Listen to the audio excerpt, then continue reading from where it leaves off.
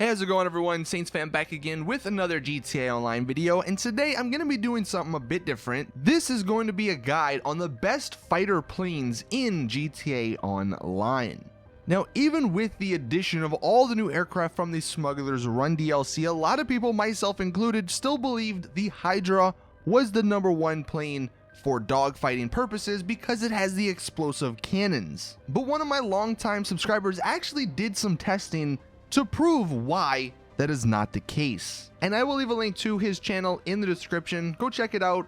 As you're gonna see in this video, he's a very good fighter pilot. So if you like that sort of stuff, then you may like his channel. Now he starts off by showcasing the Pyro's machine guns. And they're not explosive, so you may think they're not that powerful. But as you can see, it took out that Hydra in about 2 seconds. So while it's not explosive, it still does a ton of damage to other aircraft. Now, what he decided to do for testing these aircraft to see which one was the best, you can see he tested the top speed, the acceleration, the pitch strength, which is the vertical movement ability, and the pitch and yaw strength combined, which determines the turn radius. So the first test was top speed, and for this he used distance over time, and he's flying over the airport to keep it all the same. And the results are as follows. The Pyro was the fastest, then the Hydra, then the Rogue, then the Starling, then the Molotov, and then the Lazer. And he also mentions, to put things into perspective with those speeds, the homing launcher speed is 202 miles an hour, so that is why in a straight line, the homing launcher will catch up to any of these planes. Now for acceleration, he actually did the same sort of testing that I would do for vehicles. You start on one end of the airport, or one end of the airstrip, and then you go to the end to see which one accelerates the quickest. And the results are as follows. The Starling comes in with the quickest acceleration time at 12 seconds simply because it has the rocket powered boost, so that makes sense.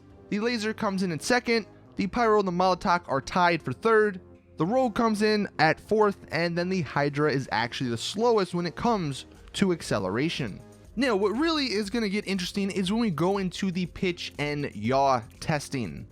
And like I mentioned, the pitch is the vertical movement and the yaw is the horizontal movement. And the reason these two stats are important is because, like he says, in a dogfight, you will either be turning using only the pitch, doing a loop, or by using both the pitch and the yaw. And by having a plane with a better pitch and yaw, it will make a tighter turn, which is helpful for escaping. So for the pitch test, what he did was timed the movement when he tilted his plane up and then stopped once he was level again. And he does say this is at the plane's top speed. So the results for this test, you can see the Starling is actually the fastest. Then we have the Pyro, then we have the Lazer, then the Hydra, the Rogue, and the Molotov. But moving to arguably the most important test, the pitch and the yaw, to test this variable, what he did was look at the time it took for each aircraft to make a U-turn and then head back in the other direction, also while at full speed. And like I was saying, he mentions here, this would give a good indication of how good the planes would be at outmaneuvering an enemy jet, because the quicker the jet that you're in can turn around, the better the turn radius is. So these results you can see are the Pyro coming in at first, then we have the Rogue, the Lazer, the Starling, the Hydra, and the Molotov. And what he does next is add up the pitch loop test times with the pitch and yaw test times to see which aircraft would be the best at maneuvering in a dogfight. And this is what you get. The Pyro is first, the Starling is second, then the Lazer, then the Rogue, then the Hydra, and the Molotov. So what does this all mean? Combining all of this, he sort of rates the best ones in each category. So you can see here for the pitch loop, we have the Starling. For the turn test, the Pyro. The maneuvering ability was the Pyro. The acceleration was the Starling. And the top speed was the Pyro. And then by adding up all of the scores he gave for each plane, this is where it gets really interesting. The Pyro is actually in first place. And then the Starling is number 2. And then all the way down in 5th place is the Hydra. So the plane that many people believed is the best dogfighter is actually not even close. He does go on to say that while if you do your own testing, there could be some minor differences, but his results are fairly accurate, he believes, and he actually has some examples to prove that. here we have him in the Pyro, and he's actually in a dogfight with the Hydra. And this clip right here just displays the incredible turning radius of the Pyro. It may take a few seconds, but he eventually can catch up to the Hydra to gun him down with the really powerful cannons on the Pyro. That's what makes the Pyro the best dogfighter in the game. Yeah, it doesn't have the explosive cannons like the Hydra, so for griefers, unfortunately, nothing's gonna really change, because I don't believe the Pyro is that good at blowing up vehicles. So if, you know, a griefer is doing stuff, unfortunately, they're still gonna be using the Hydra. But if you want to take down those griefers, if you want to rule the skies, use the Pyro. This clip right here is another example of just how unmatched the Hydra and like the Lazer would be against the Pyro. You really cannot escape.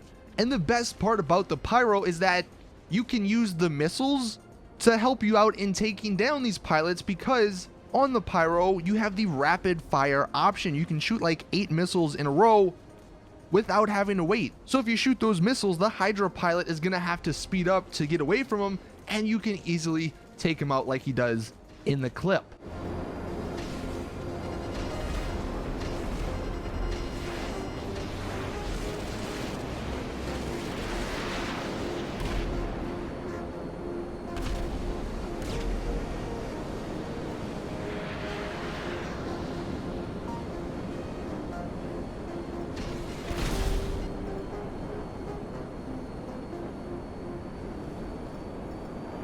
And this last clip that he has is of the Starling, since it came in at number 2. He does say that the best way to use this plane in dogfighting is to feather the boost, never use it all at once. And one of the main benefits of the Starling is that since it can fly with its engine off, you can maintain control, and basically nothing can match its turning speed. But because it is so unconventional, and you have to use that boost, it is somewhat hard to aim. So I would almost just say, even though this is number 2 on the list, it's not really that practical. I would just stick with the Pyro because it's so easy to use. And plus, the Pyro even has the second seat, so you can have a friend riding along with you.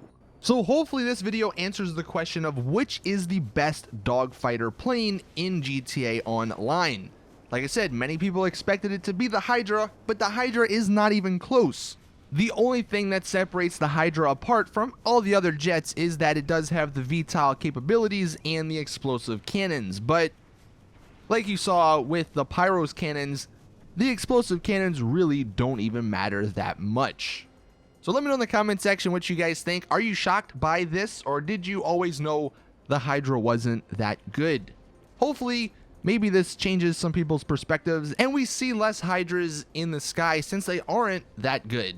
I think that would just be better overall for the community, for GTA in general, because less explosive cannons being used is always good. And as it turns out, the aircraft that are on aren't really that good anyway. But thank you all for watching. Please drop the video a like if you did enjoy. Like I said, go check out Ghillie Master's channel in the description, because he put all the time and effort and stuff into doing all these tests. So thanks to him as well. But let me know in the comments what you think. Please drop the video a like if you did enjoy, subscribe for more awesome GTA content, and as always, I'll see you guys in the next one.